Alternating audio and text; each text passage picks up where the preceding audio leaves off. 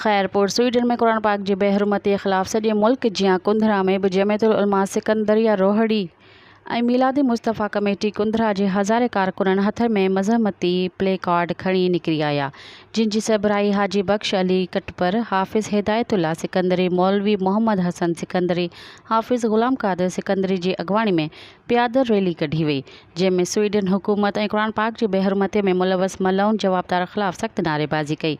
एहतिजाजी मुज़ाहिरे मुतालबो कयो त वज़ीर आज़म पाकिस्तान OIC इजलास घुराए यूरोपी मुल्कनि खां मुतालबो करे त स्वीडन सां सिफ़ारती लाॻापा ख़त्म कया वञनि।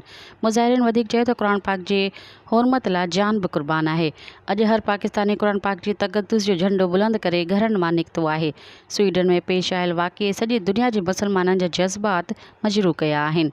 हुकूमत पाकिस्तान ऐं इस्लामी दुनिया खां मुतालबो कयूं था त स्वीडन जी हुकूमत सां सिफ़ारती लाॻापा ख़त्म करे उन्हनि जी शयुनि जो मुकमल बाइकआउट कयो वञे।